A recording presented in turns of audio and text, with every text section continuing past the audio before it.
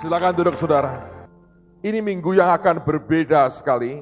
Dan saya ingin menghimbau setiap saudara. Kita sudah belajar, saya sudah sampaikan berkali-kali. Hal yang berhubungan dengan fisik jasmani kita ini tidak pernah bisa lepas dari dunia roh, dari alam roh yang ada. Orang Kristen harus menyadari kemenangan dalam alam rohani itu akan membuat kita bisa menikmatinya secara jasmani. Tuhan mengajar kita berdoa, datanglah kerajaanmu, jadilah kehendakmu. Di mana? Di bumi, seperti di sorga. Berarti sesuatu yang sorgawi, sesuatu yang di alam rohani, itu yang harus terjadi dahulu, baru kemudian alam jasmaninya akan mengikuti. Alkitab berkata pada mulanya adalah firman, dan firman itu telah menjadi daging.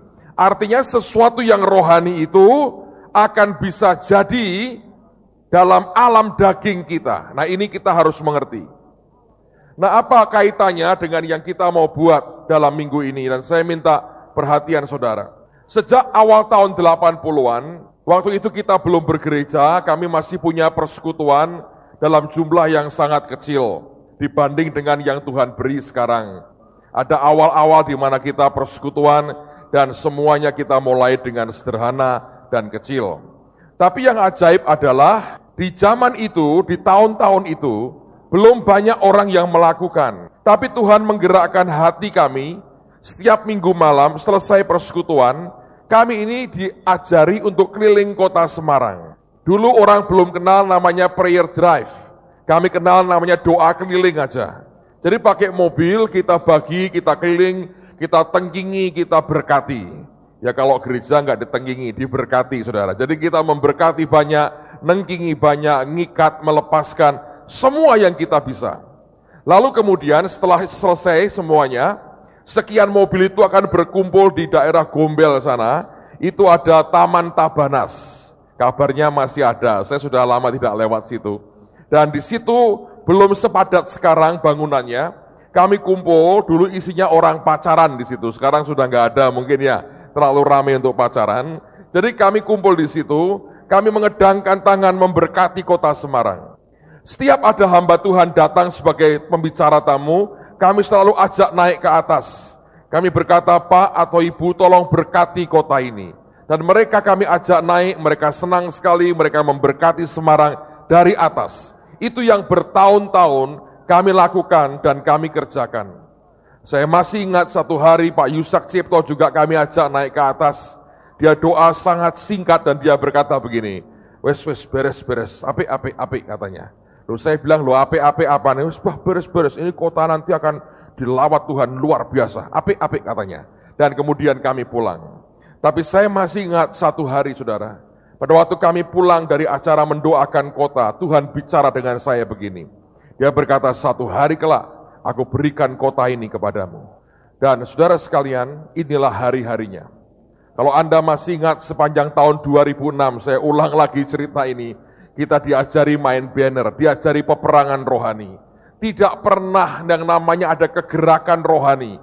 Tidak pernah yang namanya ada penjarahan secara rohani, tanpa kita menaklukkan penguasa yang menguasai apa yang dijarah pada hari ini.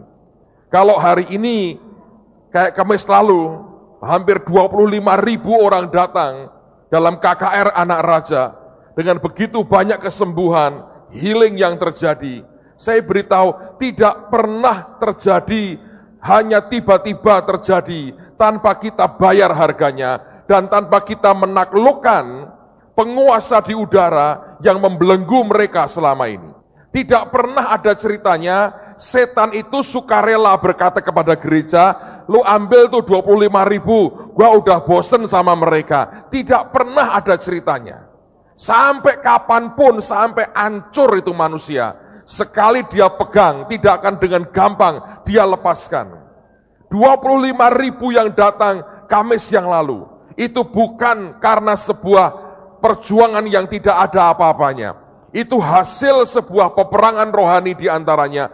Kita taklukkan, kita jarah mereka, sehingga setan tidak berdaya, dan Tuhan berikan itu tuaian kepada kita. Secara jiwa-jiwa sudah terjadi. Dan saya mau beritahu saudara sekali lagi, bahwa secara jasmani, untuk kehidupan Anda dan saya, yang melayani Tuhan, yang mengabdikan dirimu kepada Tuhan, saudara juga layak untuk menjarah tanda petik kota ini untuk kemuliaan nama Tuhan. Saya berkata bahwa kita layak untuk menjarah setiap sekolah, sehingga hati para pelajar dibawa berbalik kepada Tuhan.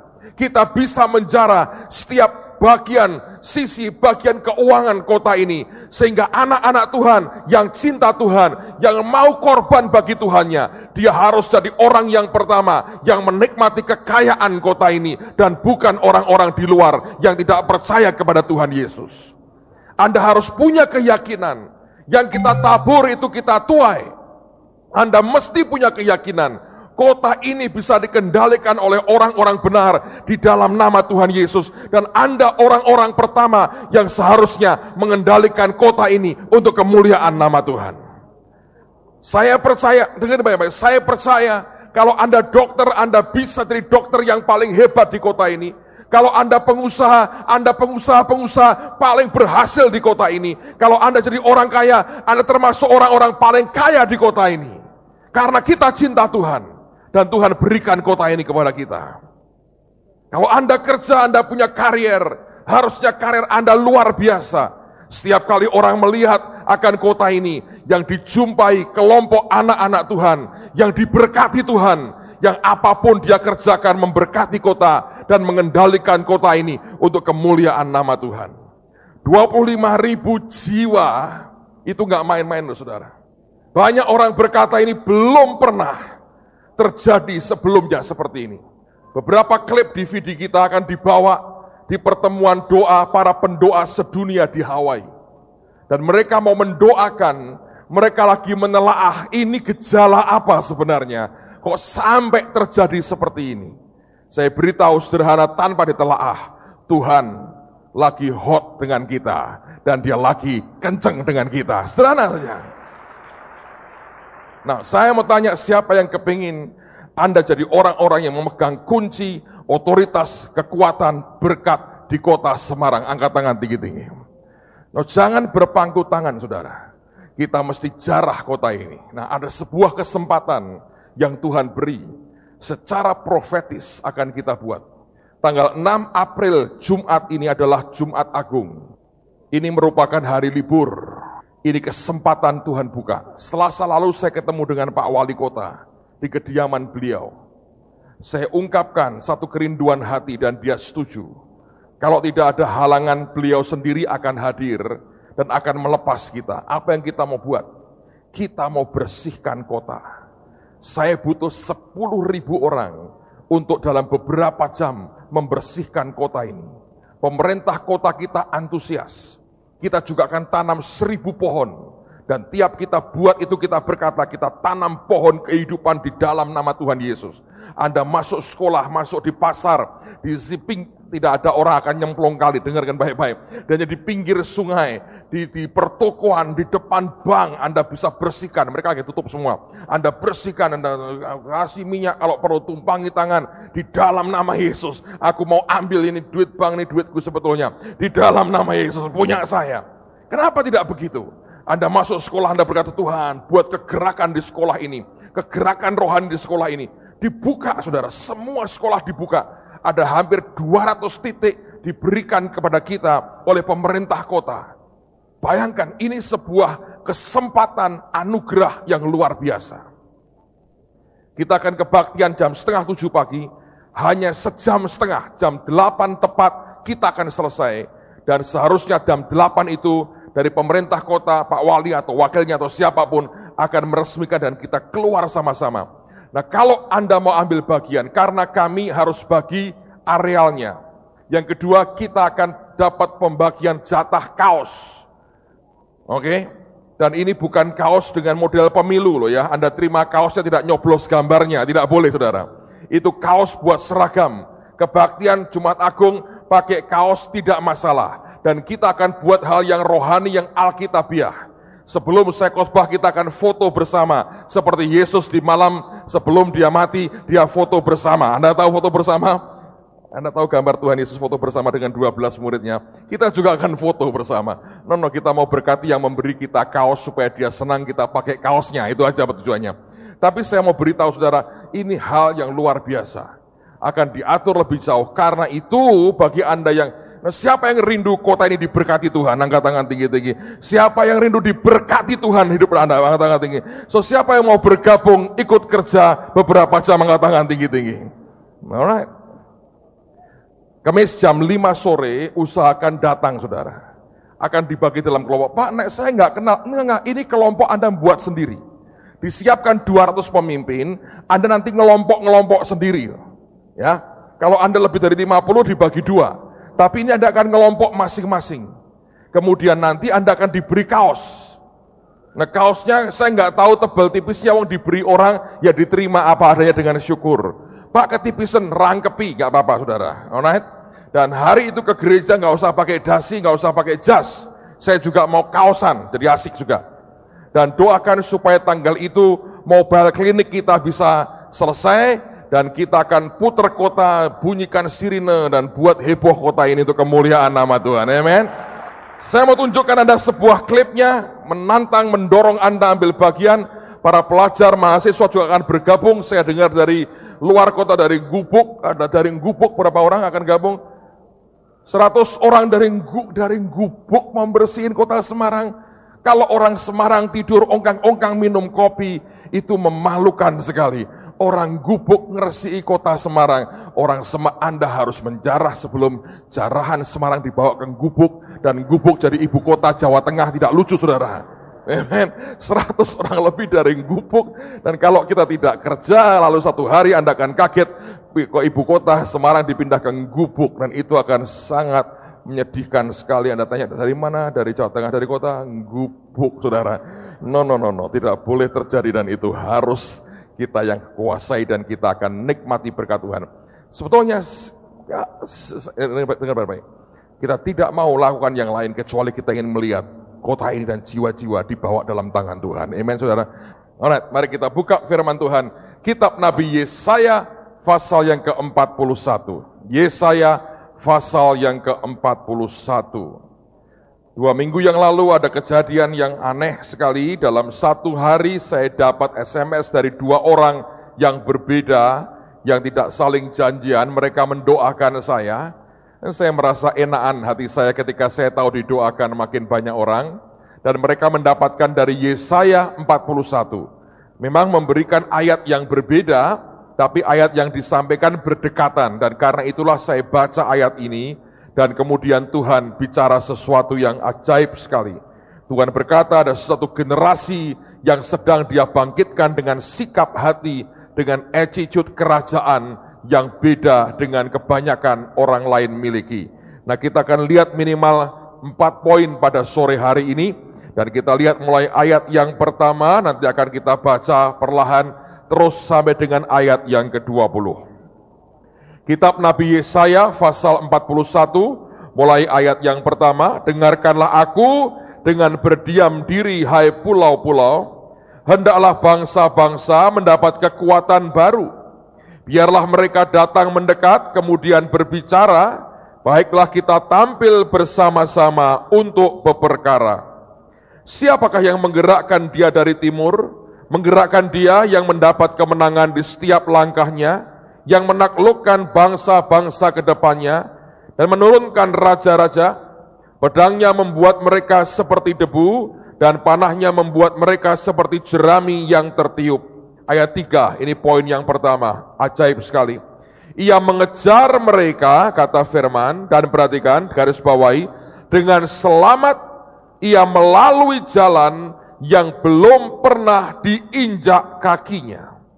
Saya mau ulang lagi, ini sikap hati yang ajaib sekali, ini mentalitas kerajaan surga, ini iman kerajaan surga. Alkitab berkata ia mengajar mereka. Dan Anda perhatikan, dengan selamat ia melalui jalan yang belum pernah diinjak kakinya. Artinya ini sebuah jalan baru yang dia belum pernah mengalami atau melewatinya sebelumnya. Manusia pada umumnya adalah manusia yang suka dengan hal yang sudah familiar, yang sudah dia kenal, yang sudah terbiasa. Hal-hal yang baru, yang asing, manusia cenderung untuk berkata tidak. Tapi kalau orang ingin ambil bagian dalam kegerakan Tuhan pada akhir zaman ini, atau Anda ingin berhasil hidupmu di dalam Tuhan, tidak ada pilihan lain kecuali kita jadi orang-orang yang berani memasuki areal yang sebelumnya belum pernah Anda lewati, tapi engkau mengerti Tuhan berkata lewati daerah itu. Manusia suka akan tempat-tempat yang dia sudah terbiasa, yang dia ngerti sudah aman, yang orang lain mencoba sudah oke. Manusia tidak pernah atau pada umumnya bukan orang-orang yang suka mencoba akan hal-hal yang baru. Padahal kalau kita melihat sejarah manusia, tidak pernah ada terobosan dibuat oleh orang yang hanya berputar melakukan hal yang sama, yang rutin terus-menerus. Tapi terobosan selalu dibuat oleh orang yang berani bereksperimen, berani melangkah, memasuki sebuah areal baru yang berbeda dalam hidupnya, yang tidak pernah dia masuki sebelumnya, dan belum pernah disentuh oleh siapapun. Dan ini kenyataan yang kita mesti hadapi dalam kehidupan kita ini. Pada waktu kita membangun atau akan membangun Holy Stadium, saya sempat ke Amerika beberapa waktu. Saya melihat beberapa gedung gereja, cari model seperti apa yang terbaik waktu kita akan bangun Holy Stadium. Suatu hari saya masih ingat, kami berhenti di kota El Paso di Texas, ketemu dengan seorang teman hamba Tuhan, Anda sudah kenal beliau, Charles Nieman namanya. Dan ketika beliau bertemu dengan saya, oleh karena kebaikan hatinya, saya bisa bicara dengan salah seorang pimpinan dari Century Builder. Itu kontraktor yang banyak membangun gereja gede di sana. Lalu saya berkata kepadanya, aku ini orang Indonesia, mau bangun gedung untuk 12.000 tempat duduk. Bolehkah aku minta nasihatmu? Saya berkata, aku tidak mungkin pakai jasamu, karena terlalu mahal buat kami, yang kedua terlalu jauh jaraknya. Tapi kalau engkau misalnya memberikan nasihat, apa nasihatmu buat kami? Dan dia berkata begini, 2 nasihat saya. Yang pertama, engkau mesti berikan akan ruangan lobi yang cukup gede. Saya bilang, kenapa lobi cukup besar? Karena di banyak gereja saya melihat mereka nyaris tidak punya lobi. Kenapa kita mesti bangun lobi yang besar?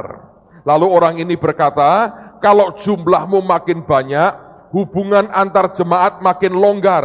Akibatnya mereka tidak saling kenal. Kalau Anda punya lobi yang besar dan nyaman, mereka akan tertahan 2-3 menit. Ngobrol sebentar itu menghangatkan hubungan mereka. Saya pikir itu masuk akal. Tapi yang kedua dia berkata begini, kalau kamu punya tanah yang cukup, jangan bangun balkon.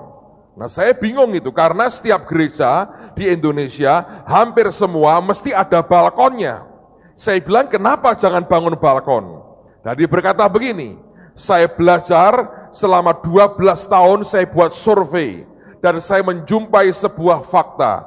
Jemaat atau manusia pada umumnya suka di tempat yang sudah dia terbiasa. Jadi dia berkata begini, orang lebih suka duduk di tempat yang biasa dia duduk. Dia tidak suka pindah-pindah tempat duduk. Orang suka duduk di tempat yang sama. Bertahun-tahun sampai kursinya itu ngecap dengan pantatnya, pas dengan pantat orang itu. Bertahun-tahun. Coba Anda renungkan. Menurut saya ada benarnya. Hanya beberapa dari Anda suka pindah. Itu kalau sudah mau deket, mau kawin, pindah. Siapa tahu dapat jodoh nyangkut di situ. Tapi kalau tidak, biasanya orang duduk di tempat yang sama. Dan dia berkata, orang yang duduk di balkon, ketika dia survei, keterlibatan dengan Tuhan dan pekerjaan Tuhan jauh lebih di bawah karena mereka merasa sebagai penonton. Buat saya, survei 12 tahun itu, saya berkata ada benarnya. Waktu kita masih di gereja Permata, pernah beberapa kali jemaat berantem mau pukul-pukulan, hanya rebutan tempat duduk. Tempat duduk yang lain masih ada, mereka berkata, ini kursi saya. Buktinya apa? Ini cap pantat saya di sini, karena bertahun-tahun duduk di tempat yang sama. Manusia pada dasarnya tidak suka pindah atau bergerak ke tempat yang dia asing atau belum pernah kenal. Tapi Alkitab mengatakan, ada sebuah generasi yang Alkitab berkata dia berani melewati daerah yang belum pernah dia tempuh sebelumnya.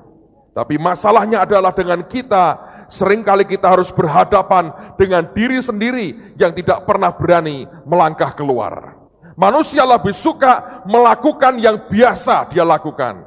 Manusia tidak suka dan tidak berani melakukan yang belum pernah dia lakukan. Walaupun dia mengerti Tuhan yang perintahkan, tapi tetap biasanya dia tidak mau lakukan. Saya beri contoh, saudara. Kemarin saya habis isi retreat para guru kita di Bandungan, saya pulang di mobil sudah ngantuk-ngantuk, capek sekali. Tiba-tiba telepon saya bunyi. Ada teman saya, dokter yang praktek di Salatiga di Pesat sana. Dia telepon, dia bilang, "Pak, saya mau cerita. Ada seorang ibu tinggal di kota Ambarawa. Dia bukan anak Tuhan, dia belum anak Tuhan. Dia dari saudara sepupu kita. Selama, kalau nggak salah 2 tahun, kaki kirinya itu lumpuh karena stroke, tidak bisa digerakkan.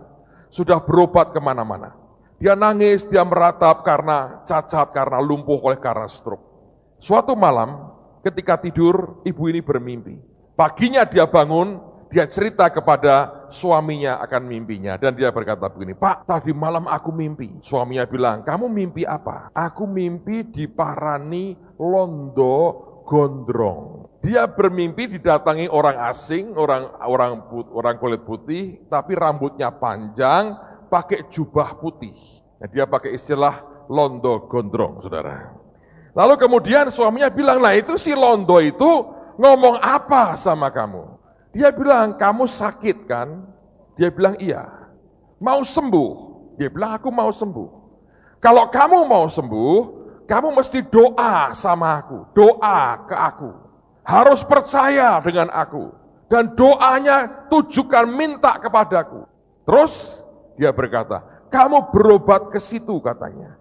Ketika dia nunjuk, ibu ini melihat sebuah pohon. Pohon yang menurut dia tidak bisa lupakan pohon itu. Dan orang yang nunjuk ini berkata, "Di situ kamu berobat, nanti kamu waras. Tapi kamu harus percaya sama aku." Lalu si ibu ini dalam mimpi itu tanya sama orang yang ketemu dia. Dia berkata, "Tuan," katanya, "tempat itu di mana ada pohon seperti itu?" Lalu londo gondrong ini berkata, "Itu di desa namanya Lopait. Kamu cari desa Lopait, di pohon itu, dekat pohon itu, kamu berobat ke sana." Terus dia bangun. Nah suaminya bingung, Lopait itu mana? Karena istrinya berkata, "Pak, tolong cariin Lopait." Nggak ngerti, kalau Lopait itu saya tahu. Kalau Lopait itu kan nggak ada. Itu bukan kota, itu bukan Jakarta. Di peta juga nggak ada, saudara, itu masalahnya.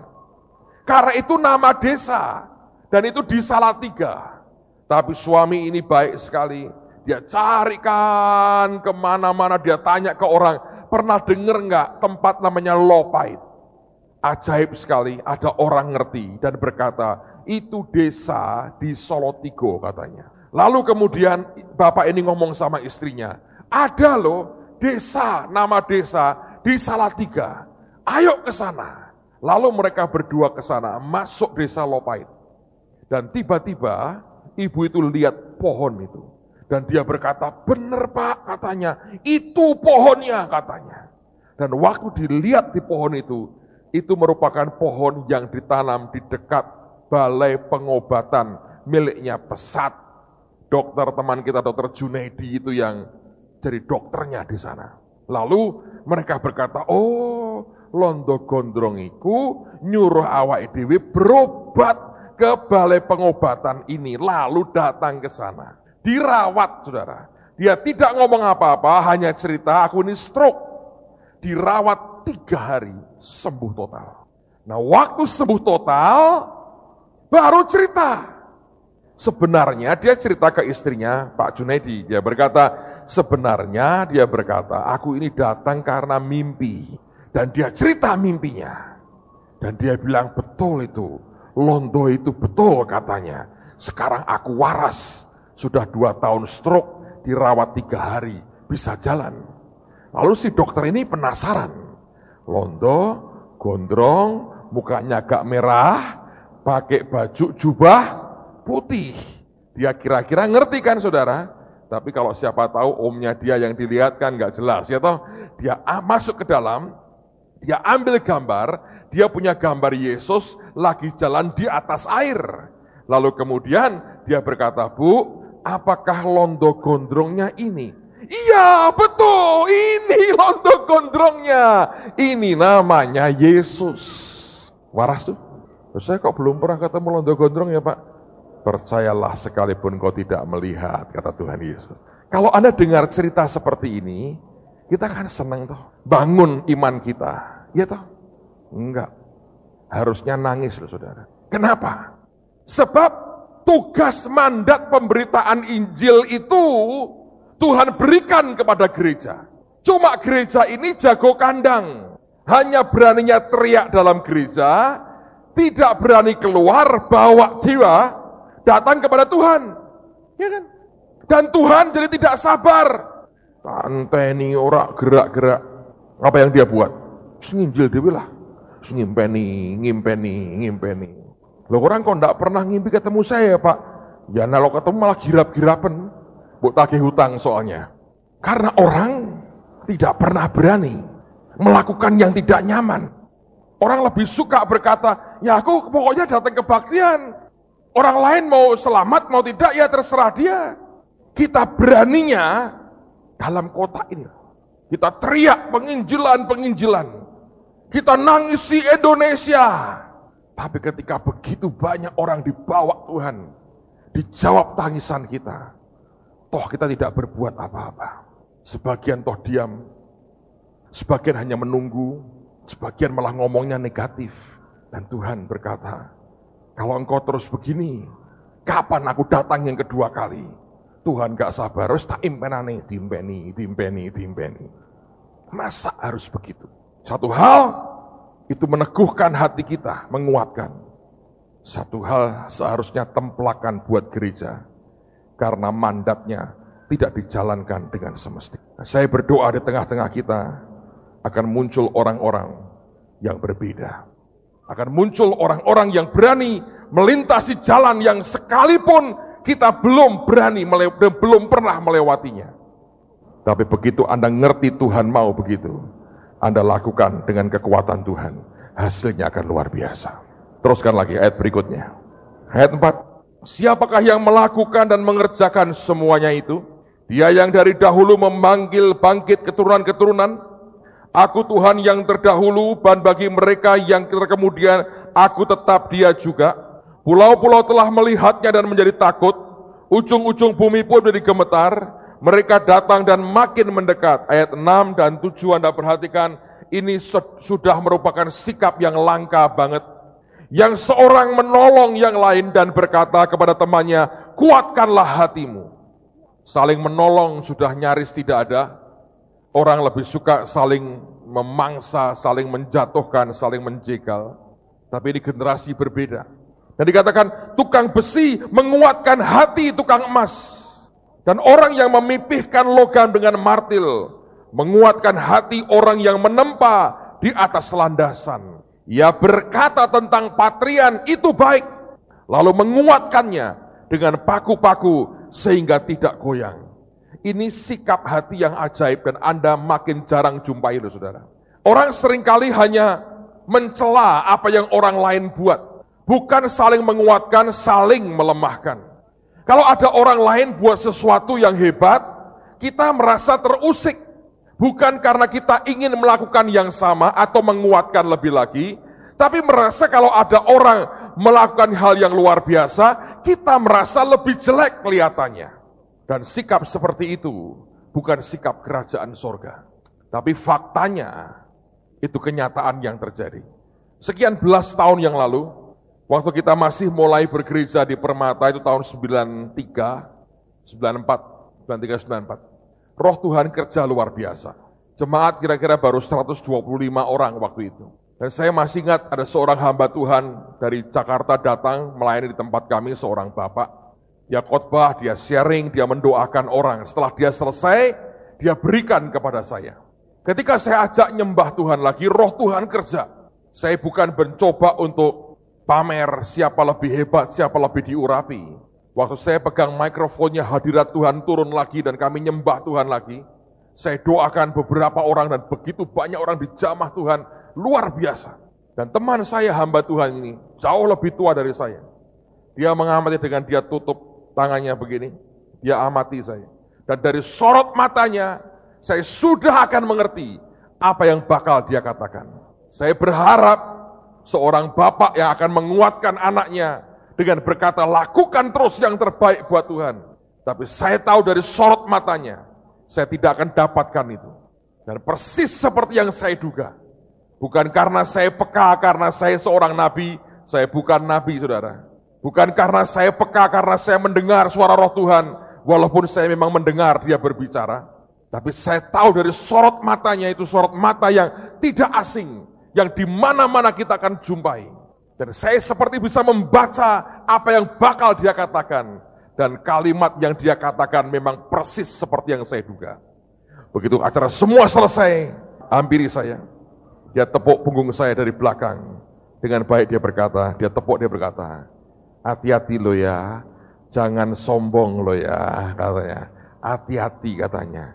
Di hati saya berkata, ya ampun, saya bilang, gua nabi juga ya, kok aku bisa ngerti dia bakal ngomong seperti apa. Sebetulnya saya bukan nabi, tapi sorot mata itu sudah terlalu sering saya lihat di mana-mana. Orang kalau melihat orang lain lebih diberkati, lebih dipakai Tuhan, lebih kuat, lebih kaya, lebih hebat, lebih berpangkat, selalu di belakang itu ada seperti kecemburuan yang mengerikan sekali. Tapi sebuah sikap yang berbeda ditunjukkan oleh orang-orang ini. Bayangin, orang itu berkata kepada orang yang baru mematri sesuatu tentang patriannya, logikanya berkata, nalarnya berkata, ini tidak sempurna. Tapi dia memilih untuk berkata, itu baik. Dan setelah dia berkata, patrianmu baik, dia tawarkan dirinya untuk memaku, ditambah dengan paku, supaya tidak goyang. Tapi seringkali kita akan berkata, itu patrian konyol, buang patrimu, tidak usah dipatri, pakai pakuku, lebih baik. Kita bisa memilih, Anda mau bersikap seperti apa dalam hidupmu sehari-hari.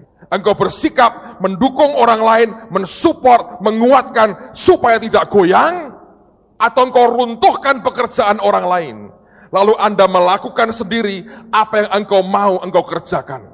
Saya berkata dengan menyesal, seringkali orang lebih memilih merusak, menghancurkan dan mengabaikan pekerjaan orang lain, dan mau berkata yang aku kerjakan jauh lebih baik dari yang kamu buat. Tidak ada apresiasinya dengan yang orang lain buat. Itu bukan mental kerajaan. Di awal saya pelayanan, kami ini punya bisak-bisik hamba Tuhan, saudara. Satu hari kami retret sama-sama. Beberapa hamba Tuhan bicara. Teman saya datangi saya berkata begini. Dia berkata gini kepada saya, Agung, pokoknya ya, aku tidak mau khotbah sebelum pendeta itu khotbah. Loh, saya bilang nggak bisa. Panitia memberi kamu jadwal itu persis sebelum dia khotbah. Dia bilang nggak mau. Aku sudah pengalaman. Pokoknya kalau khotbah persis sebelum dia, percuma. Kenapa? Dia bilang nanti dia mulai khotbahnya dengan ngoncei khotbahku katanya. Dihabisin khotbahku, dibuat tidak ada artinya, terus dia bangun khotbahnya. Saya bilang nggak mungkin lah. Dia bilang percayalah, aku ini sudah berkali-kali ngalami.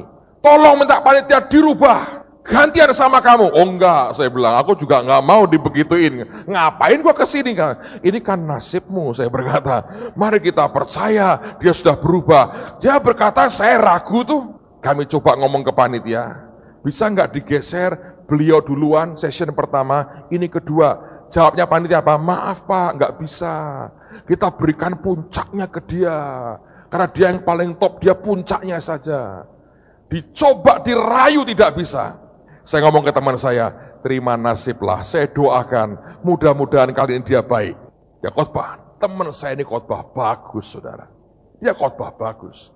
Dia khotbah bam, bam, bam, bam, bam. Selesai khotbah, break. Khotbah berikutnya, pendeta ini naik. Persis yang dia bilang, saudara.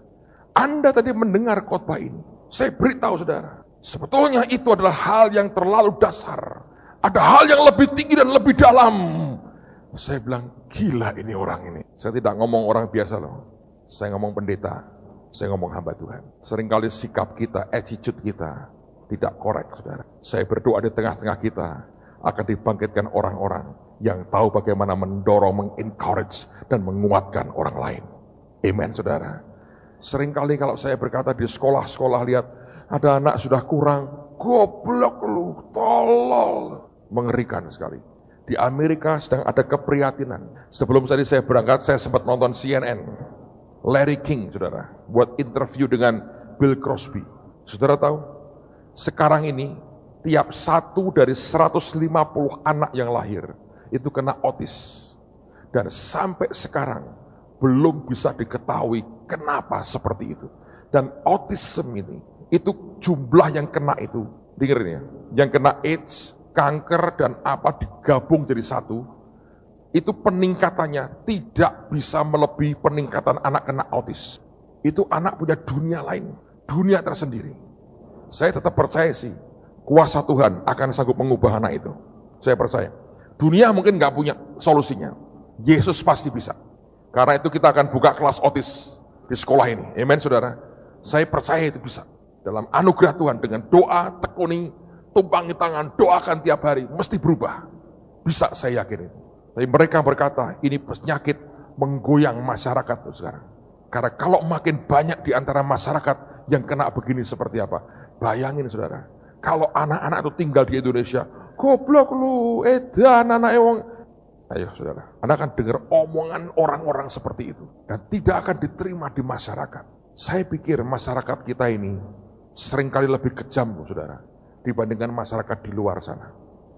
Oleh karena mentalitas yang menurut saya tidak korek. Mari belajar bicara positif satu dengan yang lain. Mari belajar membangun satu dengan yang lain. Coba ngomong sebelahnya, kamu sebetulnya oke banget loh. Coba ngomong sebelahnya. Jangan terpaksa. Coba ngomong loh. Susah tuh ngomong tuh. Ora oke kan ngomong oke. Ngebelin gini apa? Lah ngomonglah yang baik.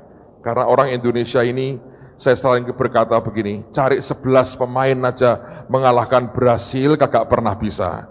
Tapi komentar kalau sepak bola hebat banget, lebih hebat dari Pele. 1000 Pele lawan 1 orang Indonesia, tetap kalah, tetap menang 1 orang Indonesia. Anda tahu, ngomentarinya pinternya luar biasa, main kagak bisa. So, saya berdoa akan muncul banyak orang bisa main dan tidak usah banyak komentar. Amen, saudaraku. Teruskan lagi dengan cepat. Ayat berikutnya. Tetapi engkau, hai Israel, hambaku, hai Yakub yang telah kupilih, keturunan Abraham yang kukasihi, engkau yang telah kuambil dari ujung-ujung bumi dan yang telah kupanggil dari penjuru-penjurunya. Aku berkata kepadamu, engkau hambaku, aku telah memilih engkau dan tidak menolak engkau. Janganlah takut sebab aku menyertai engkau, janganlah bimbang sebab aku ini Allahmu. Aku akan meneguhkan bahkan akan menolong engkau. Aku akan memegang engkau dengan tangan kananku yang membawa kemenangan. Sesungguhnya semua orang yang bangkit amarahnya terhadap engkau akan mendapat malu dan kena noda. Orang-orang yang membantah engkau akan seperti tidak ada dan akan binasa. Engkau akan mencari orang-orang yang berkelahi dengan engkau. Ini preman betul, saudara. Cari, siapa mau berantem sama aku? Tapi mereka tidak menemui mereka. Orang-orang yang berperang melawan engkau akan seperti tidak ada dan hampa.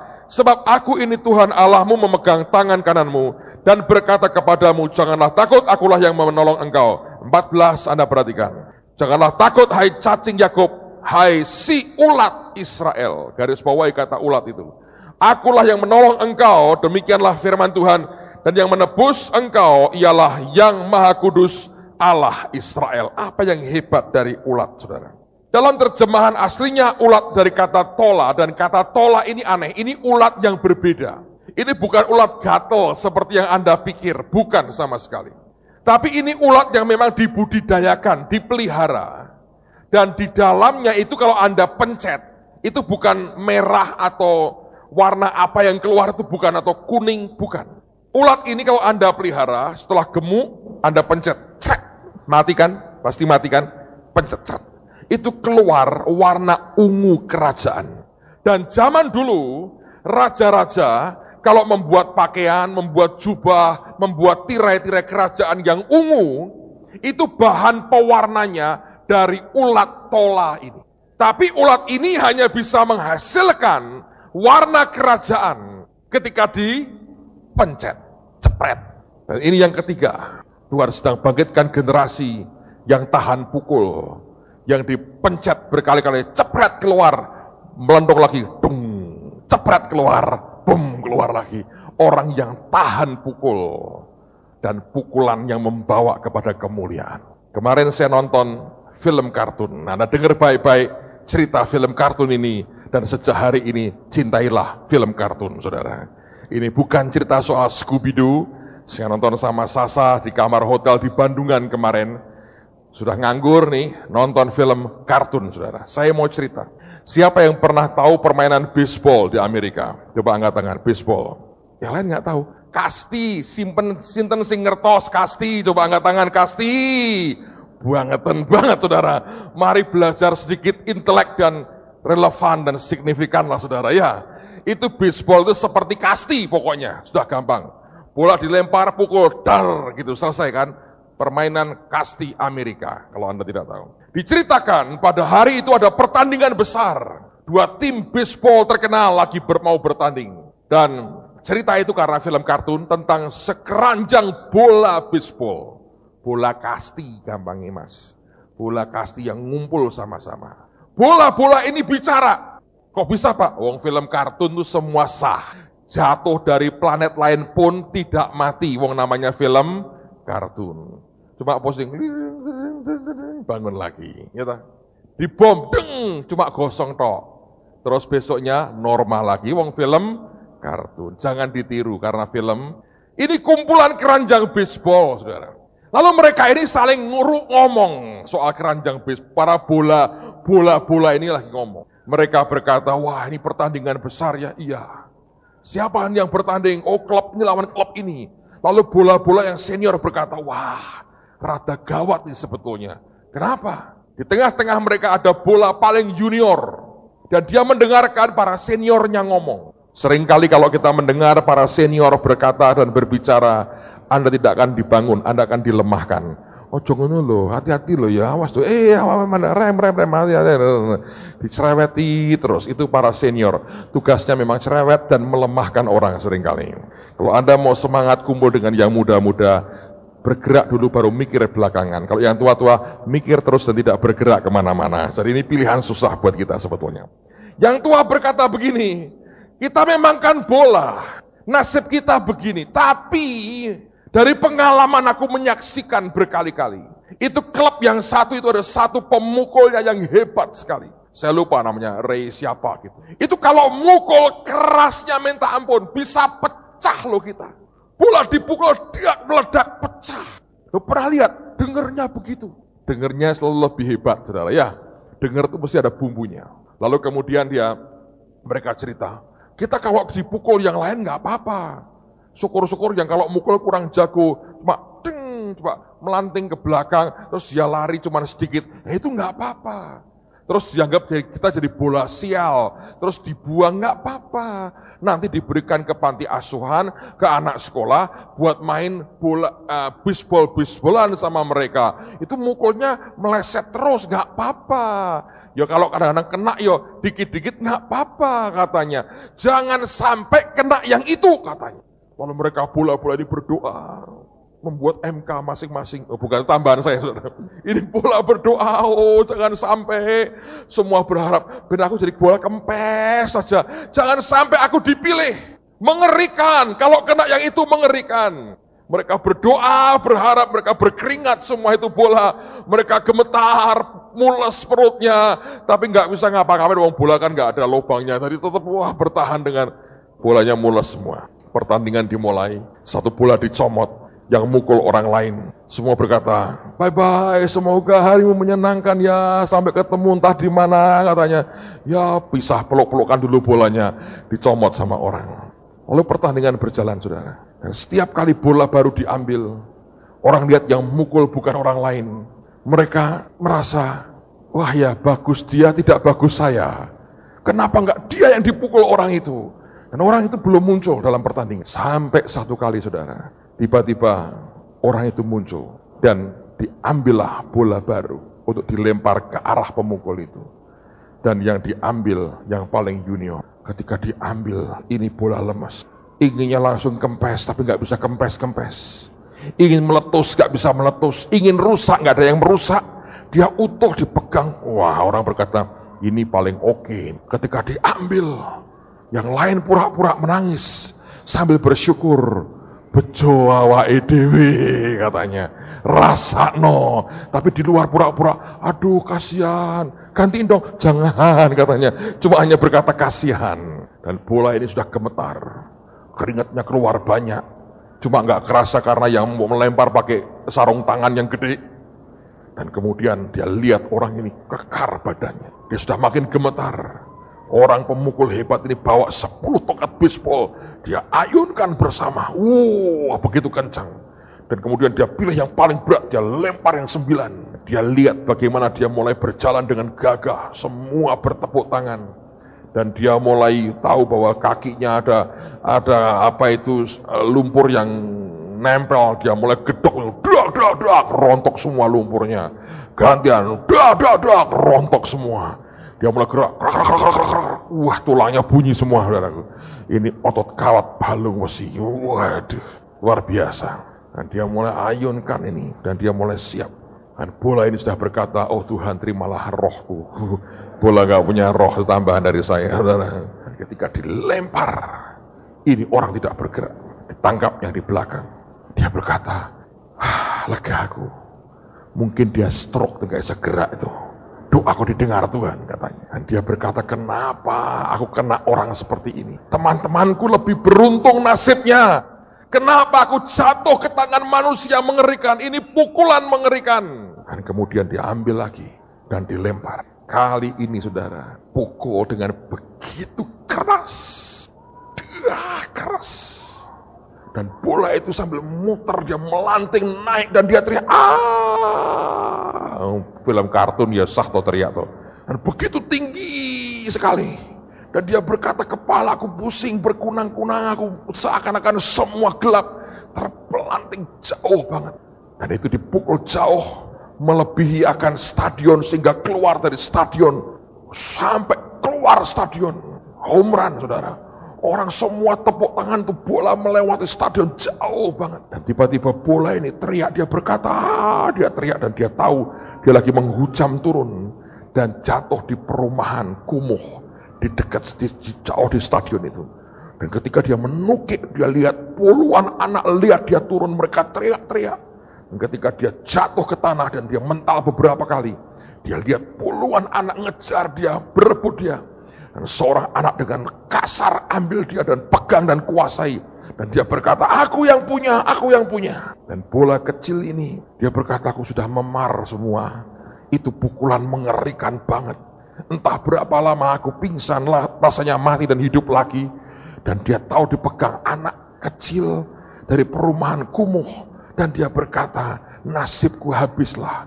Sudah dipukul begitu keras. Dan tiba-tiba akan dipelihara anak ini. Dan dibuat untuk embat-embatan temannya. Dan dilempar kemana gak pernah jelas. Tapi bola kecil ini cerita. Digambarkan anak ini tidak pulang ke rumah. Dia lari, Anda tahu kemana? Balik ke stadion tadi. Dan dia berkata pingsan, dia berkata, ya balik ke gedung yang membuat trauma, kenapa aku balik ke situ? Tapi ternyata pertandingan sudah bubar. Tim dari si pemukul itu menang telak saudara, karena kekuatan pukulannya. Dan kemudian anak ini pinter, dia masuk ke ruang ganti pemain. Dan di sana dia melihat si pemukul itu lagi dieluk-elukan oleh teman-temannya. Diangkat, dipanggul dan dieluk-elukan. Dan tiba-tiba anak ini lari dan mendekati si pemukul bola yang paling terkenal itu.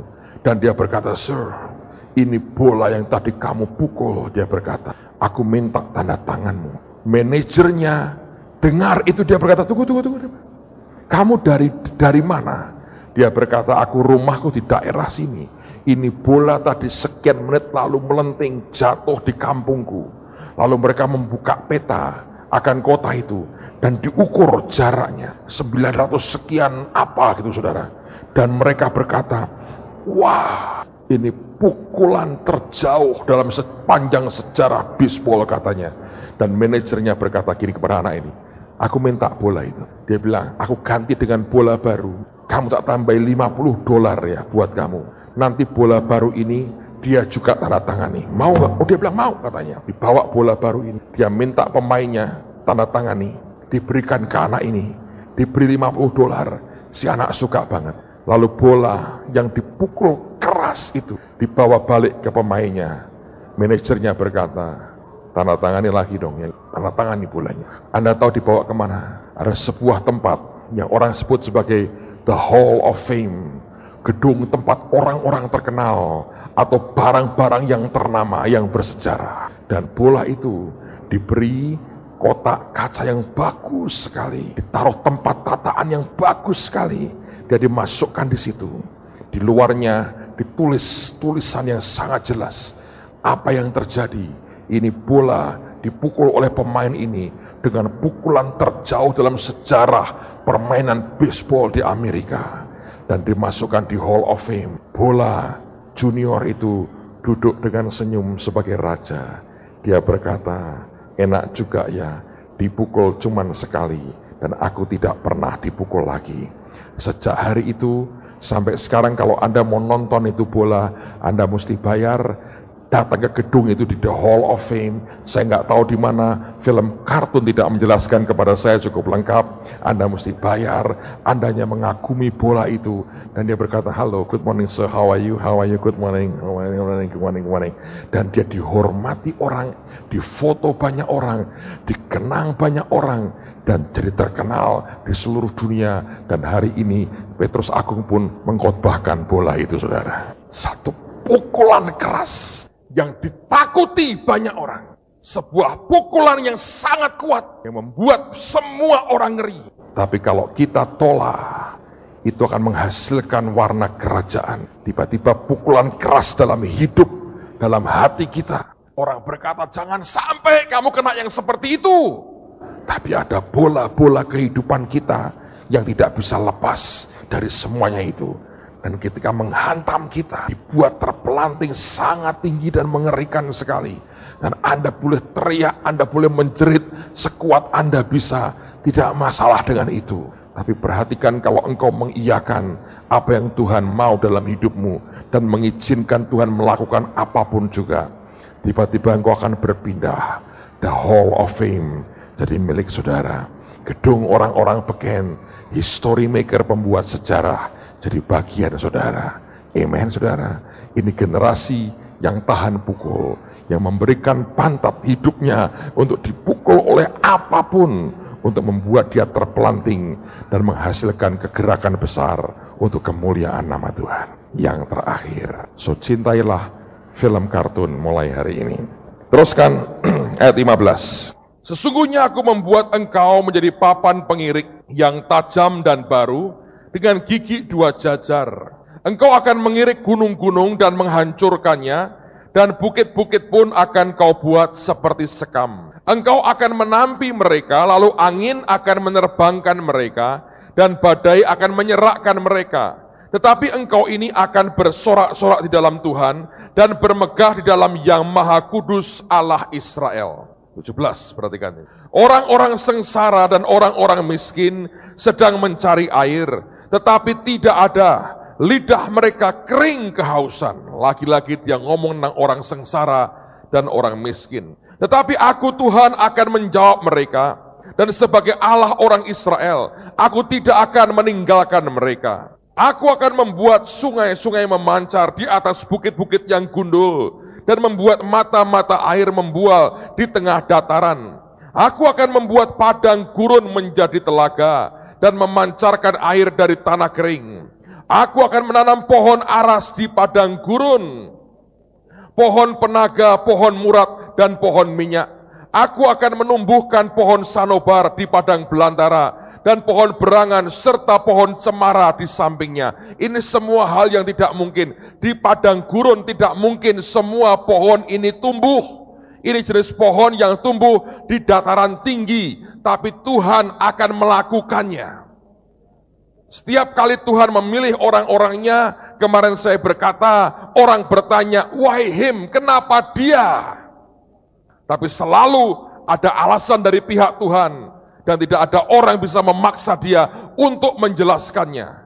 Tapi setiap kali Tuhan melihat orang sengsara, orang teraniaya, orang miskin, muncul dari batinnya belas kasihan yang luar biasa. Dan begitu itu muncul, dia akan munculkan sebuah kegerakan yang memberikan jawaban kepada kehidupan mereka. Amen, saudara. Bantu doa, saya berharap dalam 2 bulan mendatang, dapur umum kita akan segera selesai dan beroperasi.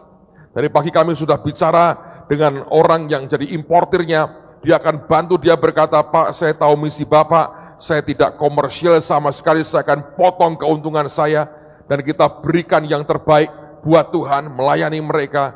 Saya berkata, saya kagum dengan Tuhan yang begitu ajaib memberkati kita. Kita bisa membuat begitu banyak perubahan di kota ini dengan sebuah tindakan, bukan perkataan, yang akan membawa dampak begitu besar bagi jiwa-jiwa. Dan ketika Tuhan lakukan itu, apa yang terjadi berikutnya? Supaya itu terakhir, semua orang melihat dan mengetahui. Banyak orang melihat tapi nggak tahu. Tapi dia berkata, supaya semua orang melihat dan mengetahui, memperhatikan dan memahami bahwa tangan Tuhan yang membuat semuanya ini, dan yang Maha Kudus Allah Israel yang menciptakannya. Gerakan sudah dimulai dan sedang terjadi, dan Tuhan selalu melihat orang-orang sengsara, orang-orang yang menderita, dan di sanalah dia ulurkan tangannya, dan dia berbuat sesuatu yang ajaib di tengah-tengah kita. Anda tahu roh Tuhan sedang bergerak dengan luar biasa. KKR yang kita buat Kamis yang lalu, kemarin saya dapat SMS, saya dapat sebuah kesaksian yang menarik sekali. Kita semua senang, bersyukur dengan kesembuhan yang terjadi, dan sebelum kita terima tubuh dan darah Kristus, saya mau putarkan klipnya KKR Kamis yang lalu. Siapa yang sempat datang Kamis tanggal 29 yang lalu? Coba angkat tangan tinggi-tinggi. Luar biasa, Anda menyaksikan itu. Bagi yang tidak datang, ini klip akan membuat Anda mengerti apa yang terjadi. Tapi ada sebuah kesaksian lain yang ajaib sekali.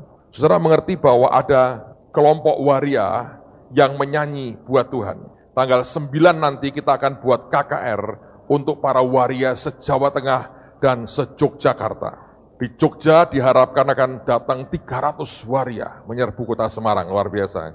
Bagi yang terbeban, tolong ambil bagian, ini penting sekali. Saya akan menyampaikan firman Tuhan. Saya pria, saya laki-laki, tapi saya hamba Tuhan, semua kita mengasihi mereka. Amen, saudara. Ini kelompok waria. Kalau tempatnya masih memungkinkan, akan didata mereka. Kalau sampai 1.500, kita buat di Permata. Lewat itu sudah nggak bisa, kita akan buat di tempat ini. Dan memang itu akan menggegerkan orang di daerah sana. Begitu keluar, Anda tahu mereka dandan terbaik yang mereka bisa. Anda dan saya nggak menang. Nanti Anda lihat mereka nyanyi luar biasa. Dan saya lihat itu soundman-nya yang kita sewa, dengan topinya di samping, dengan hasto ngibing di samping. Luar biasa. Waria nyanyi goyang, dia nggak tahan, saudara. Tapi ini yang menarik, bukan hanya karena goyangan mereka dan bukan karena nyanyian mereka. Saudara tahu, salah satu dari waria itu sudah sekian belas atau sekian puluh tahun tidak pernah berjumpa dengan ibunya. Saya nggak tahu background-nya. Biasanya itu keluarga mengucilkan mereka atau masyarakat mengucilkan. Si ibu mungkin tidak, karena dia yang melahirkan. Tapi mungkin karena tekanan sehingga tidak tahan dan dia harus meninggalkan keluarga dan orang tuanya. Tanggal 29 yang lalu terjadi sebuah reuni yang luar biasa. Ada seorang ibu duduk di antara kelompok anak raja, ikut KKR. Dan waktu lihat kelompok waria nyanyi, dia kaget. Sebab dia kenali anaknya yang sudah sekian puluh tahun tidak pernah bertemu dengan dia. Dia kenali anaknya. Begitu mereka selesai nyanyi turun, didatangi anaknya, peluk-pelukan, reuni ibu dan anak ketemu. Setelah sekian puluh tahun mereka berpisah, Yesus mempertemukan mereka. Saya ini bukan orang detail, saya tahu saya orang global, saya bicara hal-hal yang global dalam keseharian. Tapi Tuhan mulai tunjukkan ada begitu banyak detail kehidupan Anda dan saya satu persatu. Begitu dibuka Tuhan, disentuh Tuhan, kita melihat keajaiban yang luar biasa. Saudara, jangan pernah lelah, mari lakukan yang terbaik buat Tuhan. Anda sedang mengukir sebuah sejarah untuk membawa kemuliaan bagi namanya. Mari angkat tangan sama-sama yang bertugas pada maju ke depan. Layani saudara-saudara kita.